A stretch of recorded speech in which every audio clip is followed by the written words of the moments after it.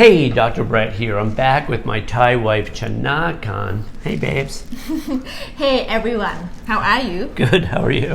Hey, so I wanted to talk about communication today. It's a theme we're going to come back to over and over because it's so necessary and important, and it's surprising how many people struggle with basic communication stuff.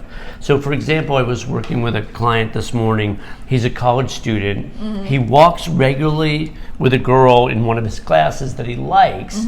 And then he said to me he wanted to do this little extra 15 minutes because something was bothering him, and he called me up and he's just like, you know, she darted off. In other words, she just took off one time when they were walking back from class, and he didn't know what to make of that, and he got in his head. And so I said to him, I'm like, next time you see her, why don't you just bring it up? Ask her in a cool way, hey, what happened? You know, why'd you dart off the other day? What are your thoughts on that?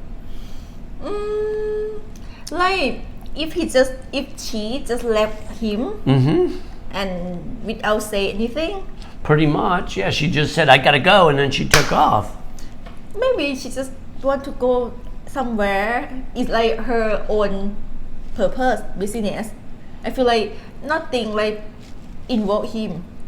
Yes, I got it. So it's probably, and that's what I communicated. Very well said. So what I said to him was there's probably, excuse me, there's probably like a 90% chance that it's not personal. Yeah. In other words, she got busy and she wasn't able to communicate, hey, I'm feeling stressed or rushed. She just basically took off. Yeah. But on his end, what I'm asking him to do is bring it up so that he doesn't feel like it's personal. Because 9 times out of 10, it's not. It's unlikely he did or said something that offended her, in other words. I think if he like her, right? If Yeah. he like her, if he has a feeling more than normal, he will feel weird. He will feel what happened, what's wrong with him. And that's the reason that he wanted to talk about it. But my suggestion was to bring it up. And a lot of times people don't do fundamentally simple stuff like bring it up. Why? What do you think? It's their habit, maybe. Okay, so part of it is habit. I agree with that. And part of it is fear. Usually I talk about both, habit and fear. The habit is that a lot of people don't bring things up, and I teach people how to bring things up because I think that's a really positive habit, Yes. especially in an easy, cool way. Hey, you know, you took off the other day really abruptly. What happened? Right? That's pretty harmless. And then the other part is often fear. And then there's a fear of a backlash, a consequence. Your thoughts? Yeah.